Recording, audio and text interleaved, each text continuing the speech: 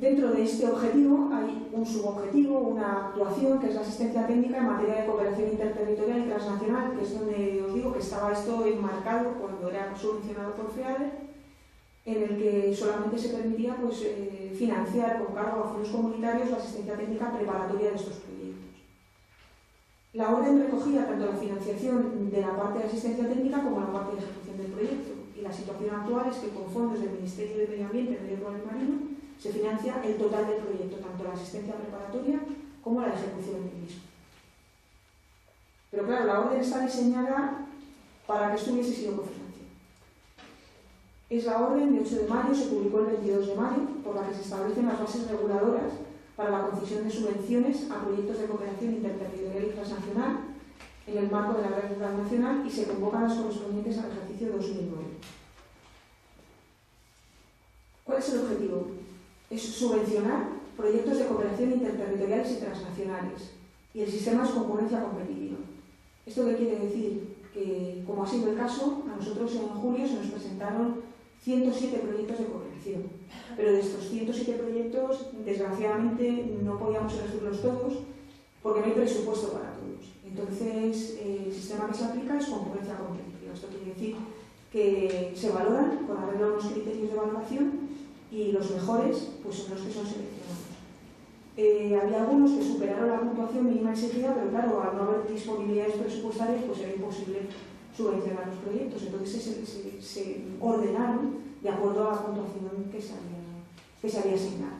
Esos fueron los que se eligieron y los que van a subvencionar.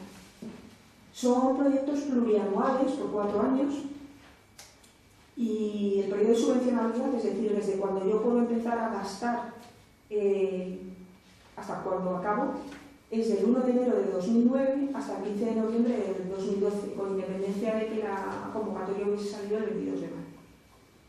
Se financia el 100% del proyecto y hasta un máximo de 2 millones de euros. Y es con cargo, como os decía, a los presupuestos generales de esta.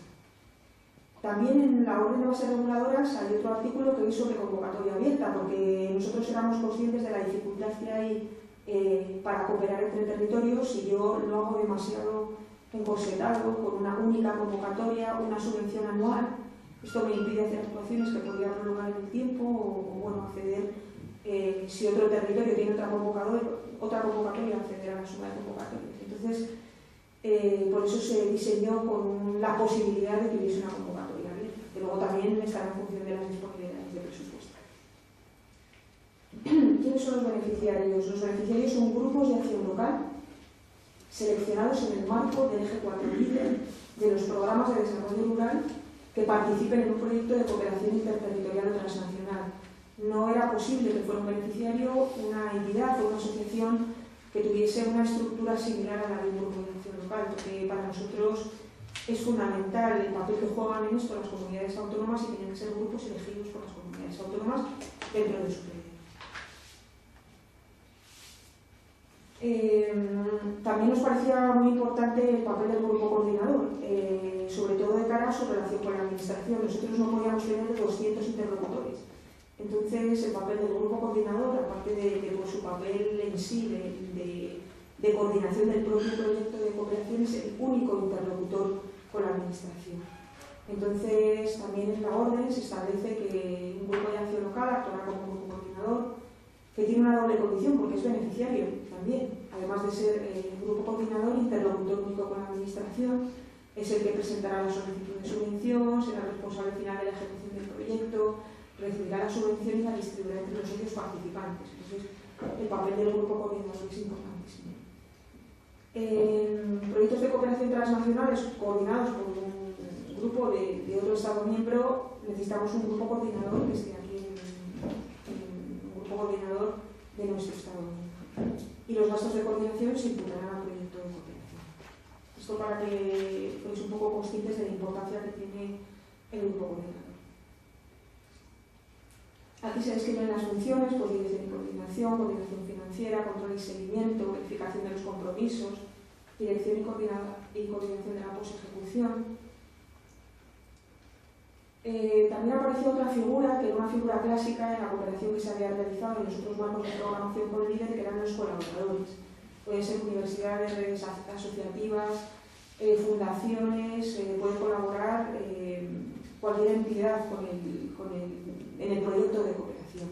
Pero esos colaboradores no son beneficiarios de subvenciones, de tal forma que la colaboración o es una contratación o es una subcontratación. Y así lo trata la ley de subvenciones. ¿Qué tipos de proyectos se subvencionan? Pues proyectos interterritoriales, proyectos de cooperación interterritoriales que engloben a territorios de más de una comunidad autónoma, organizados en grupos de acción CAS, seleccionados en el G4 de un PDR. Otras nacionales, que son grupos de acción local españoles o de otros Estados miembros, o asociaciones similares, grupos tipo grupos de acción local en países terceros.